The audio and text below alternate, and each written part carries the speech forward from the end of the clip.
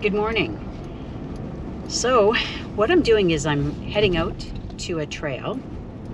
It's called the Swan Lake Trail, and I'm hoping to get there before there's too much foot traffic, and that way I'll have a chance to do some video recording, some photography, and really just check out the peace and quiet at that time of day.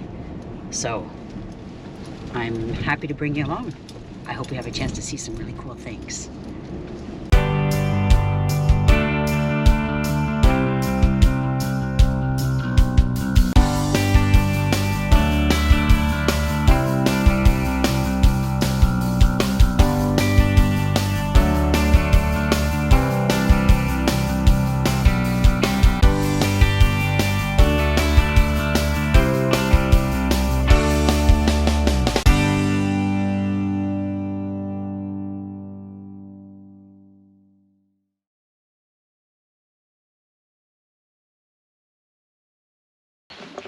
So I'm ready for this wetland habitat.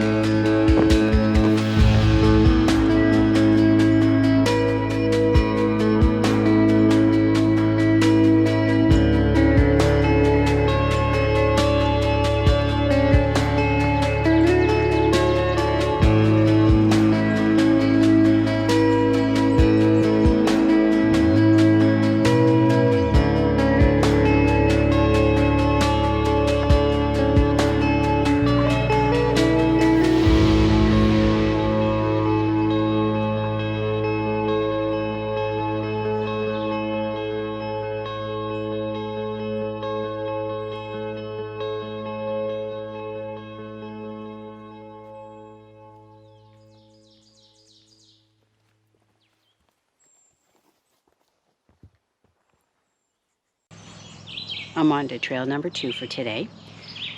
It's called the Beaver Dams Trail. I see it's located right by the pet exercise area.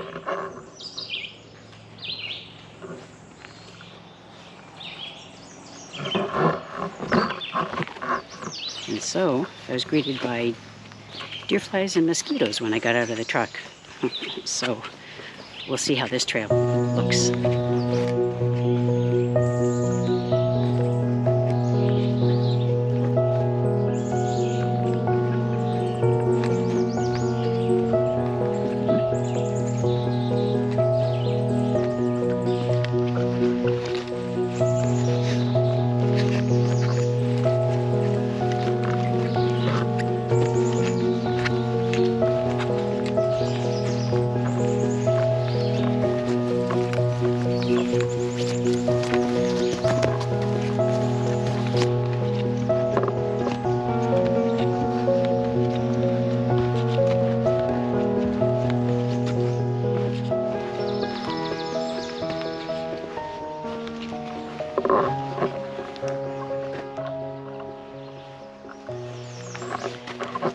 Okay, I didn't bring a map. There's a fork. I guess I'm assuming it's a big loop.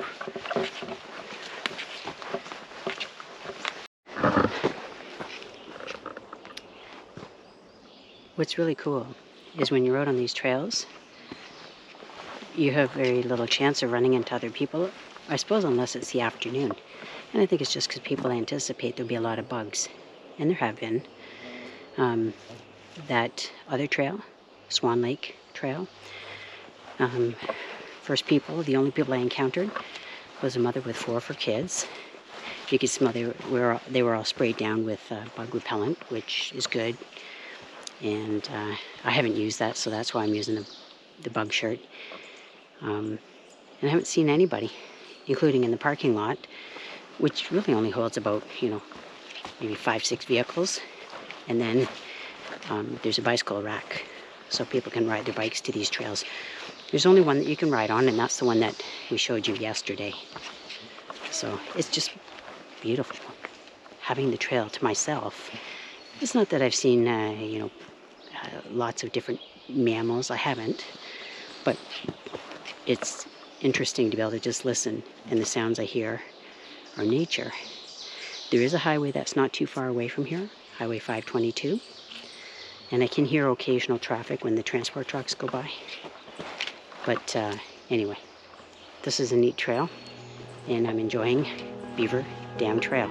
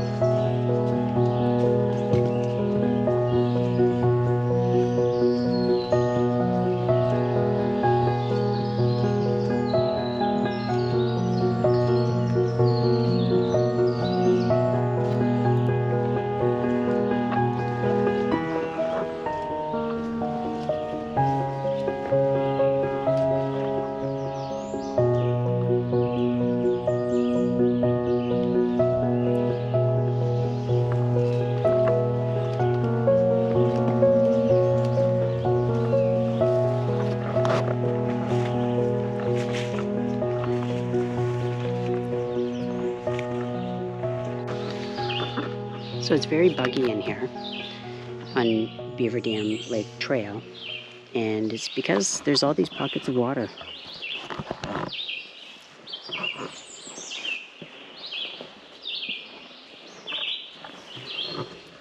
In fact, I'm walking through a swamp, and a swamp is a wetland that's typified by having living trees growing in the water. So they don't mind getting their roots wet, unlike trees that you might have in your backyard, for example.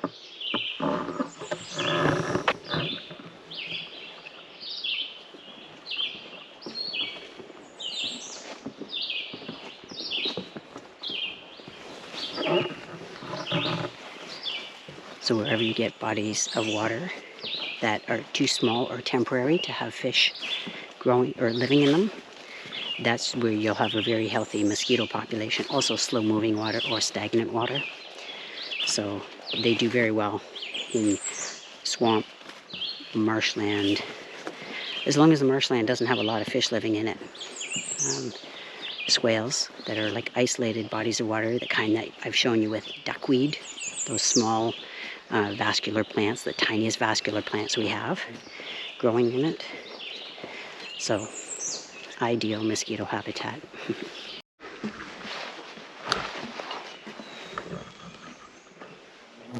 I can hear loons from where I'm hiking. So we're heading towards the open water. Who knows, maybe we'll be able to see some.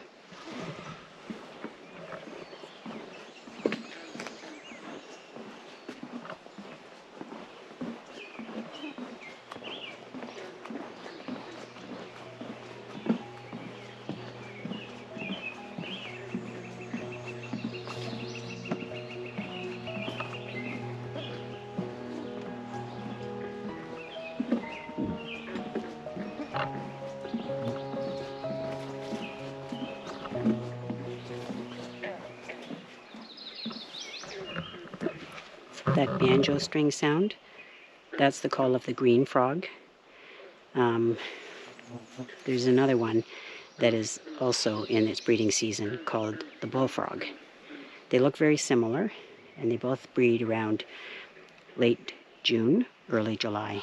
So the banjo string, green frog.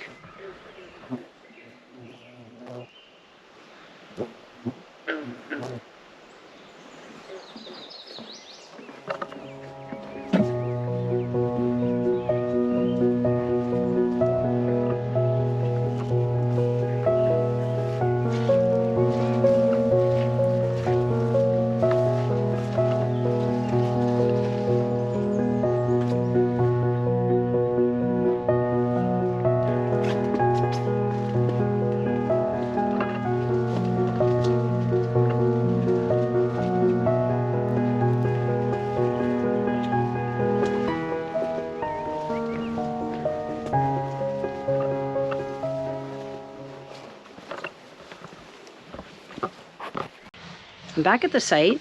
That was a particularly long hike. Couple words of advice: never travel on foot without a water bottle, and always carry the park map with you. So we covered 2 trails together, you and I.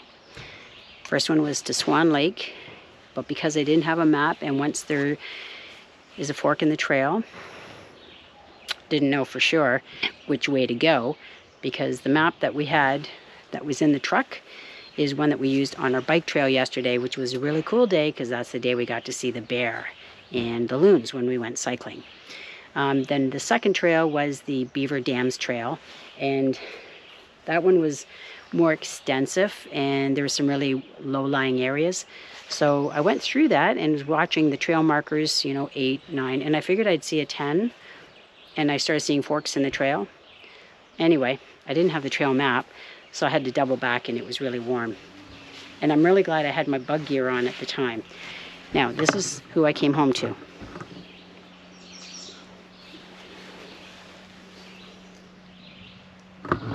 Right? So I came in, drank 3/4 of my water bottle, and I took the time to cool down because I was sort of overheating.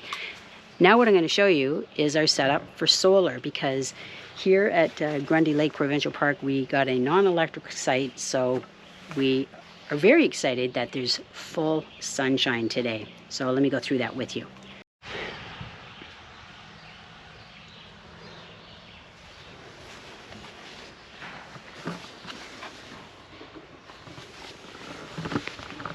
So the 12-volt battery that came with the trailer when we had them install solar. There's a solar panel on the roof. There's an inverter. It's 1,000 watts. So that's the original. This is the battery that we added after we bought the trailer. So you can see now I've hooked it up. The 2 of them are connected in parallel so that one feeds the other. When one is full, the other one just fills from the solar panel that's always connected on the roof.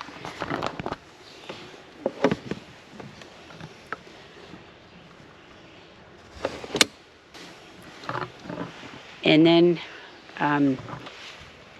Shannon is a YouTube junkie, and she has rigged these containers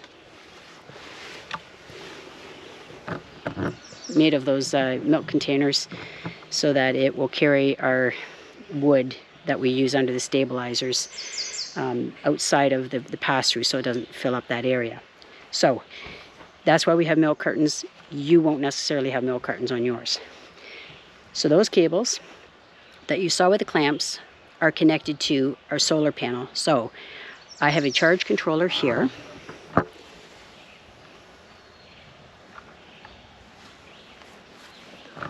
And I just ran it under this mat that is in front of our trailer.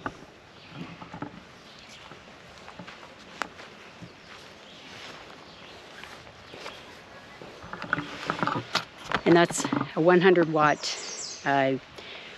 portable solar panel that we can move around on the site as need be in order to keep the batteries charged up.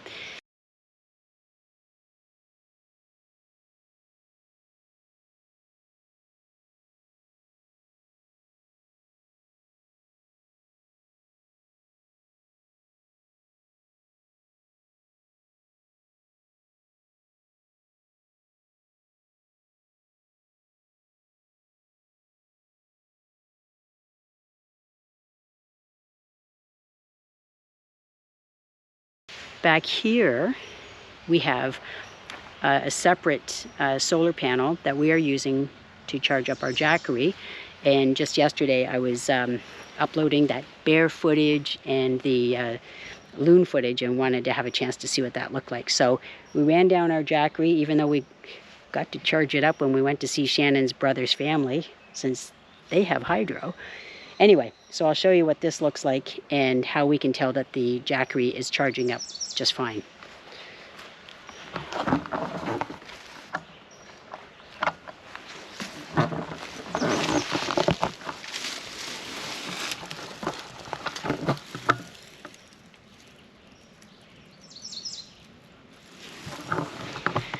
Pretty good.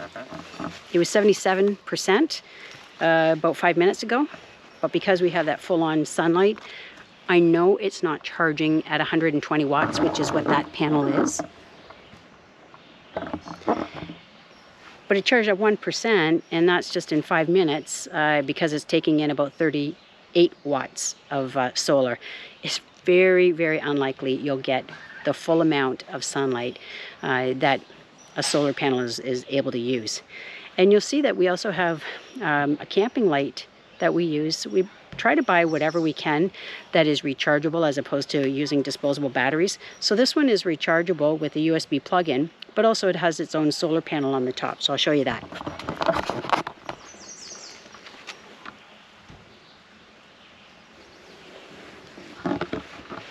So we've been using that in the trailer, as well as our lights, which are connected to those batteries.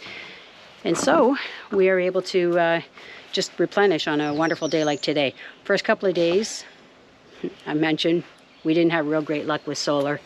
We unloaded and everything like that, and that day started to rain. The next day was pretty well an overcast day. And then we weren't around for a couple of days because we were visiting with Shannon's family. And so now, oh, this is not what I bargained for. This is Miley's take on camping.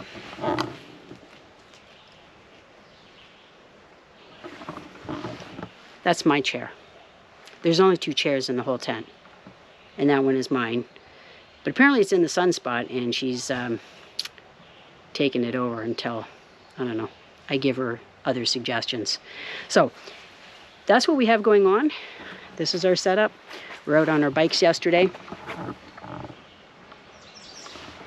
So we keep them covered up so they're weatherproof. We lock them up. Bikes are in such strong demand this year because there's a shortage. And anyway, that keeps us bug-free when we're washing dishes and doing some barbecuing and stuff. Shannon and I might go out for a paddle this afternoon and soak up some rays that way, but also see what kinds of interesting wildlife we might find along the river. So we have our inflatable canoe. If we're out, that's what we're going to be using today. So if you've ever wondered what these inflatable canoes are like, it actually is a really great way to be able to bring your vessel with you when you're towing a trailer and you don't have a lot of room in the back of your truck. So anyway, this is where we are actually going along an area that is the lesser used. We're going to be heading out to a lake or two from here. But this way we have a chance to see more still water and potentially better opportunities to see wildlife. So we'll show you what the area looks like.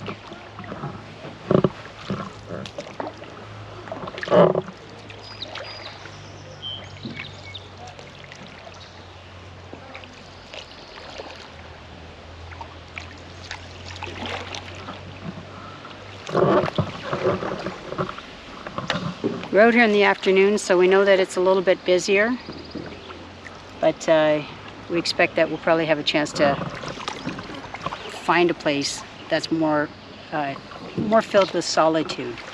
A lot of people have discovered the beauty of paddling through here or taking a hiking trail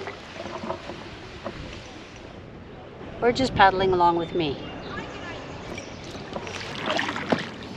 So the great thing is we left a lot of other paddlers behind and beachgoers behind, and now we're just in an area where, you know, there's a few other paddlers around, but it's just non-stop beauty. So if you want an idea of how much room there is in these inflatable vessels,